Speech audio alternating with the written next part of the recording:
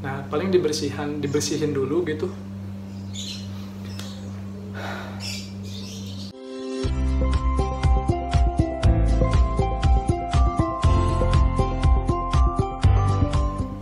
Oke, bismillahirrahmanirrahim. Assalamualaikum warahmatullahi wabarakatuh. Di video kali ini gue mau ngelanjutin dari video sebelumnya. Ini nih tips cara untuk lolos dari seleksi kompetensi dasar. Nah, di video kali ini gue mau ngebahas, mau berbagi tips kembali ke tahapan selanjutnya, yaitu tahapan seleksi kesehatan.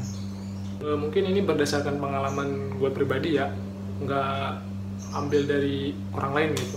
Cuma ini berdasarkan pengalaman gue waktu tahun 2018 waktu gue tes tahapan kesehatan ini dan lolos gitu. Soalnya kan gue daftar di tahun 2018, gagal di tahapan akhir gitu bro ya. Jadi untuk 2019-nya gue gagal di SKD. Karena apa? Karena kurang 2 poin doang di bagian TKP. Udah gue ceritain di video yang ini nih gitu ya. Sebelum gue berbagi tipsnya kepada kalian semua, nah di sini gue mau ngucapin terima kasih dulu buat teman-teman semua yang udah nonton dan subscribe channel YouTube saya ini. Semoga kalian tetap sehat, bisa dimudahkan rezekinya. Pokoknya semua terima kasih banget lah buat teman-teman semua udah support buat video saya di YouTube saya ini. Oke, langsung aja kita ke tipsnya. Yang pertama adalah mungkin gini ya. Nanti kan di sana tuh kita kalau udah lolos tahapan seleksi kompetensi dasar, nanti kita bakalan langsung dapat jadwal kesehatan di nanti untuk tes selanjutnya gitu. Nah untuk di tes kesehatan ini kebanyakan sih orang-orang pada lolos mungkin ini ya kebanyakan gitu kalau untuk tahun kemarin. Cuman kalian jangan sepelekan, terutama di bagian gigi dan di fisik kalian. Mentang-mentang kalian normal, kalian sepelekan gitu. Jadi jangan sampai kalian menyepelekan juga di bagian tes kesehatan ini, walaupun kalian sendiri ngerasa diri kalian tuh sehat ataupun nggak ada kendala apapun gitu. Nah nanti itu kan di tahapan kesehatan itu kita ngisi formulir gitu kayak gitulah. Nah untuk di tesnya itu yang pertama adalah gigi. Ya gigi, untuk pertama itu gigi. Nah di gigi ini gimana sih tipsnya dari gue gitu, biar kalian misalnya ada yang apa gimana gitu cara biar kalian lolos nih di tahapan gigi dulu nih pertama. Nah untuk gigi, jika kalian udah giginya rapi, bersih, nggak ada bolong ataupun masih komplit lah, masih utuh, kalian insya Allah lancar-lancar aja ya, nggak perlu pikir-pikir lagi ya itu mah kalau kalian udah bener-bener bagus giginya.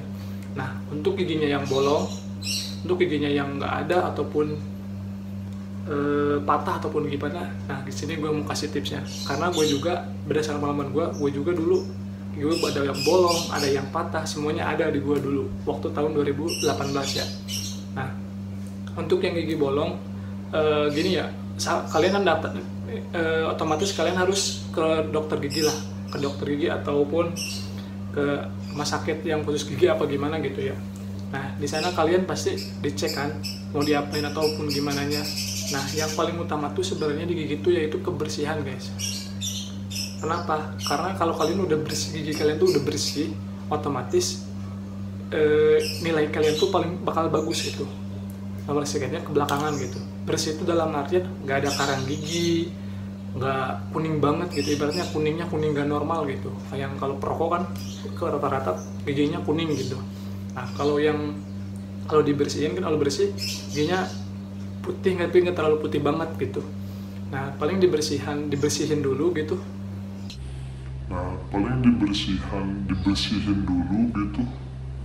Dibersihkan dari karang gigi, kotoran-kotoran yang ada di gigi, pokoknya semuanya di dalam itu dibersihkan. Nah itu nomor satu yang pertama ya. Nah itu yang harus kalian lakukan dulu, yang kalian harus lakukan ke dokter gigi itu. Yang kedua, jika kalian ada yang bolong, kalau menurut pengalaman gue sih ditambal dan alhamdulillah gue lolos gitu di tahap kesehatan ini. Jadi sebenarnya sih boleh aja nggak ada gigi ompong gitu, cuman kalau bisa jangan ada gigi yang tanggal atau yang patah gitu. Kalau bisa jangan ada yang kayak gitu. Kalau gue sih dulu jujur, gue dulu kan gigi gue dua udah nggak ada nih, ada yang tanggalnya ada yang tanggal 1 waktu itu tuh. Nah, gue disaranin dokter pakai gigi palsu aja supaya apa?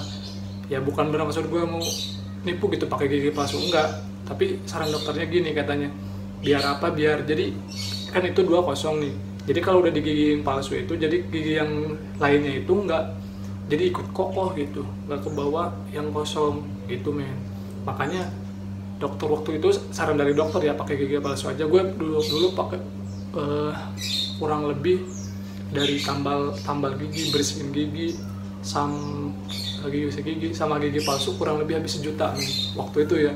Karena emang gue bukan hanya bener-bener serius gitu waktu itu persiapan untuk kesehatan, karena nggak nyangka juga gitu bisa lolos di tahapan selanjutnya waktu itu tuh. Kalau kalian misalnya emang ngerasa gigi kalian bersih, masih komplit, aman, ya jangan terlalu banyak pikiran lah untuk masalah gigi. Yang paling fatal sih gue juga dulu waktu pertama ya gue pikirin gigi nomor 1 tuh. Karena kenapa? Karena gigi gue emang bermasalah gitu. Nah ya itu juga gue sebenarnya sih saran dari Taruna gitu kan, yang gue tanya gitu. Kan gimana sih misalnya gue nanya nih ke si abangnya, gimana caranya biar gigi kalau ada yang bolong ataupun ada yang tanggal, gimana caranya, cara menanganinya.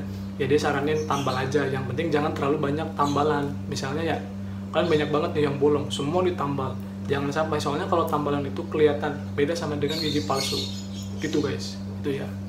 Nah untuk gigi seperti itu ya, pokoknya harus bersih, nggak ada yang bolong. Kalau mau ompong aja sekalian, tapi jangan ditanggalin, jangan ada yang gigi-gigi sisa ditanggal gitu. Terus kalau masalah rapi ataupun ada apa sih ya namanya bahasa Indonesianya, kalau bahasa Sundanya ini sengeh ya nih, gue punya nih. Kalau yang kayak gini nggak ngaruh, serius nggak ngaruh ini. Banyak taruna juga yang giginya tuh banyak ininya, gue lupa bahasa Indonesianya ada, namanya sengeh lah kalau bahasa Sundanya gitu ya. Nah banyak taruna juga yang kayak gitu, yang banyak ininya yang lolos tembus sekarang udah jadi taruna. Kalau masalah gini enggak, cuman yang penting di dalamnya ini tuh, dalamnya yang gigi itu masih ada ataupun bersih lah gitu. Sama di dalamnya nggak ada karang gigi, pinggir-pinggirnya nggak ada sisa-sisa makanan ataupun karang gigi. Pokoknya kalian harus perhatikan dengan detail untuk masalah gigi ya. Soalnya ini fatal juga, soalnya dicek semua gitu. Oke, selanjutnya yang kedua setelah tes gigi, yang pertamanya itu yaitu kalau nggak salah tes badan kalian gitu.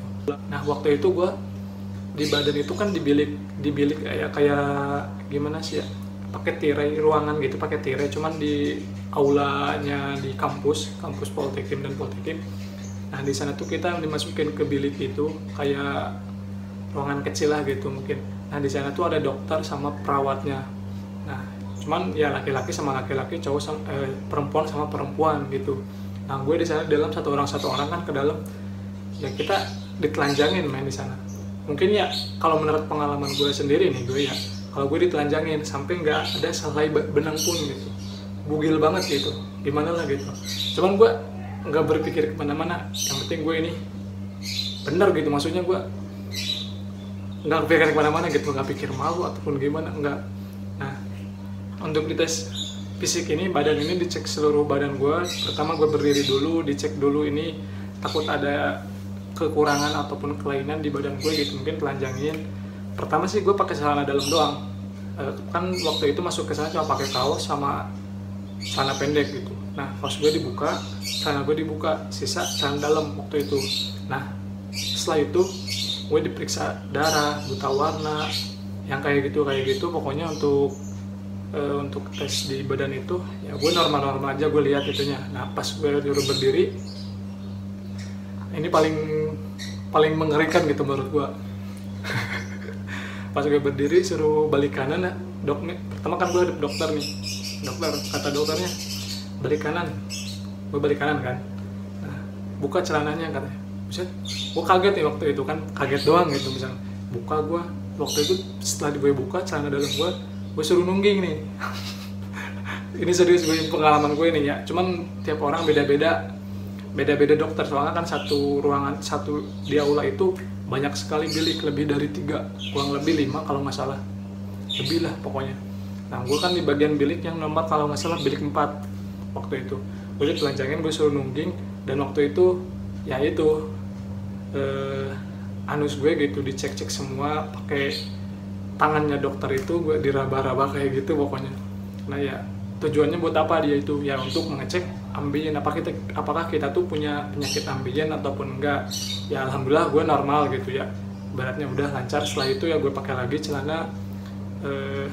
Oh iya, setelah gue gue suruh balik kanan setelah beres ngecek itu gue lah pokoknya. Nah gue suruh balik kanan lagi, ngadep dokter lagi. Nah setelah itu dokternya apa coba? Ini yang lebih mengagetkan lagi. Dia megang anu gua gitu, dokternya itu pegang, terus yang di bawahnya itu, di bawah si anunya itu gitu, dia apa sih, pencet-pencet gitu si kelapanya itu dipencet-pencet gitu di bawahnya.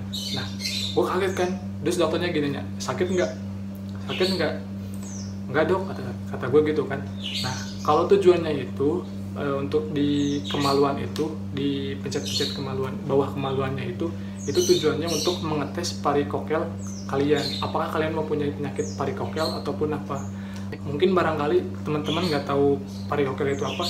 Jadi parikokel itu kayak sejenis penyakit varises, cuman adanya di kemaluan gitu kalau nggak salah ya, katanya segitu pokoknya. Jadi kalau kalian misalnya dipencet itunya apa, di bawah kemaluan itu dipencet sama kalian aja sendiri gitu, kalau kalian merasa sakit itu berarti kalian punya penyakit parikokel. Soalnya itu bisa berakibat fatal kayak varises gitu kalau udah gede gitu urat-uratnya kayak gitu guys.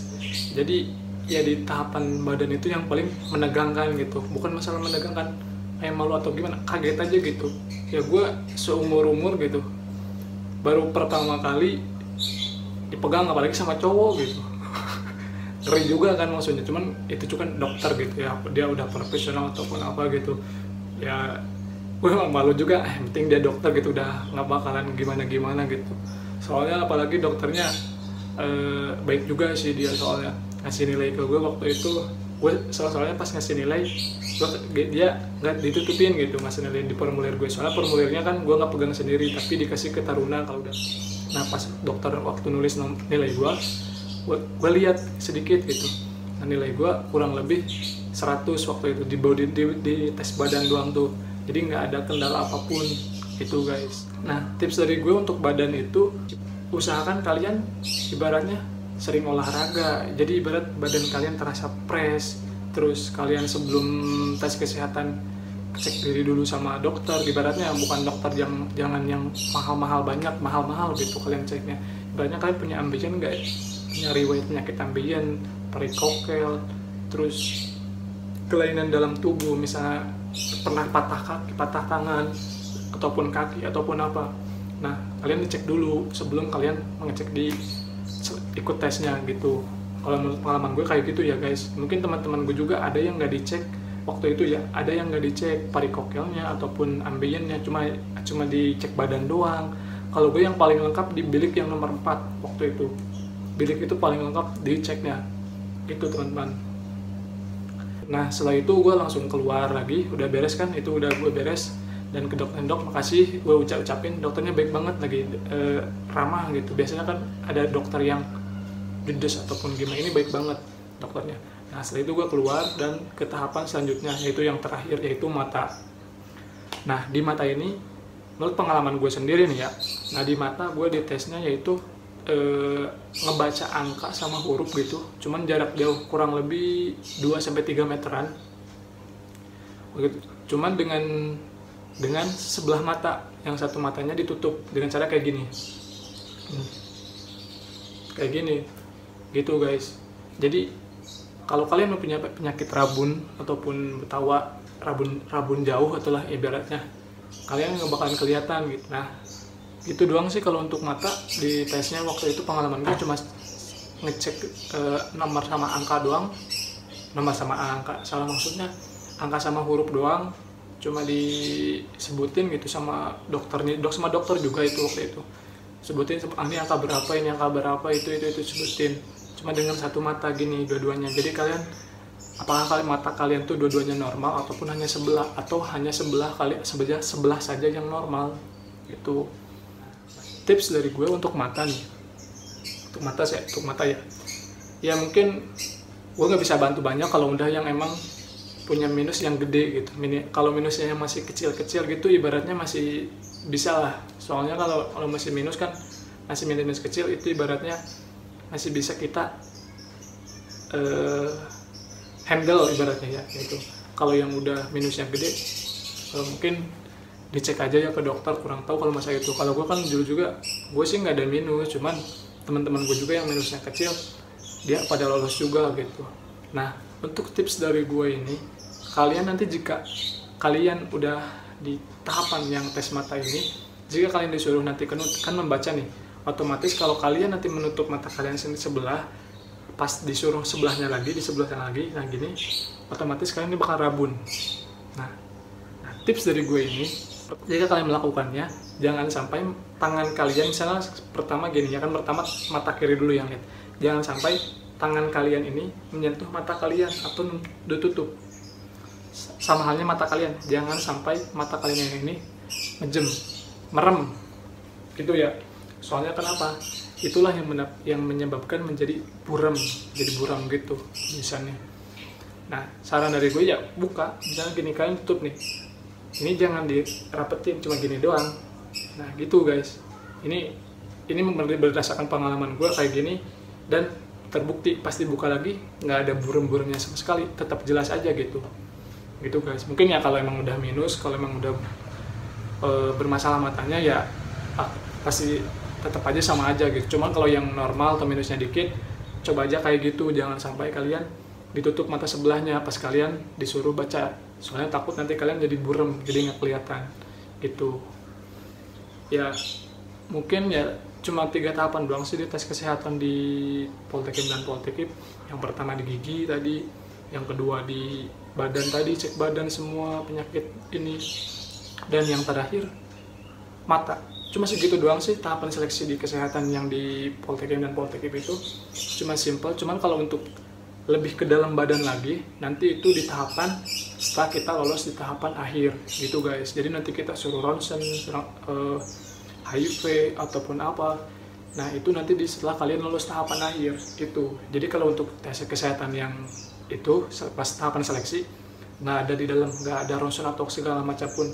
Jadi nggak perlu kalian ke rumah sakit ataupun apa, misalnya harus bawa suatu, nggak. Jadi udah disediakan dari pihak sekolah itu, udah nyediakan dokternya segala macam buat ngetesnya dari pihak sekolah. Kita mah nyediain badan doang, persiapin kesehatan kita, mental kita, semuanya gitu guys. Mungkin ya cerita gue barusan, bukan cerita, sharing gue barusan ya berdasarkan pengalaman gue pada tahun 2018. Mungkin ya tahun kemarin 2019 gue nggak ngalamin, soalnya gue keburu gagal di tahapan SKD ya. Pas gue tanya ke teman gue juga nggak jauh beda seperti kayak gitu. Cuman kalau untuk tahun sekarang kurang tahu juga ya teman-teman. Mungkin itu gambaran buat teman-teman semua yang mau daftar ya, ibaratnya gak bakalan jauh beda gitu, kayak gitu. Mungkin kalau beda pun ya itu berdasarkan teknis yang tahun sekarang gitu, peraturan yang berbeda gitu guys. Nah mungkin segitu aja ya tips apa gue sharing gue, pengalaman gue ini, tips dari gue gini untuk tes kesehatan di Poltekim Poltekip ya. Semoga bermanfaat buat teman-teman semua. Tetap semangat yang mau daftar, ingat usaha kalian gak bakalan mengkhianati hasil kalau kalian bersungguh-sungguh untuk daftarnya. Oke. Dan satu lagi, jika kalian gagal ingat Allah berarti lebih tahu apa yang kalian butuhkan bro, bukan apa yang lo inginkan. Berarti misalnya lo gagal di situ, ya udah kalian harus pasrah aja. Soalnya Allah tahu apa yang lo butuhin gitu. Nah di video selanjutnya gue bakalan ngebahas tentang tahapan SMAPTA. Pokoknya tonton terus dan jangan lupa subscribe channel gue. Nanti gue sharing lagi tentang pengalaman gue daftar Poltekim, sharing tips cara-cara kayak gimana. Ini berdasarkan pengalaman gue ya. Mungkin segitu aja. Semoga bermanfaat. Assalamualaikum warahmatullahi wabarakatuh. Bye bye.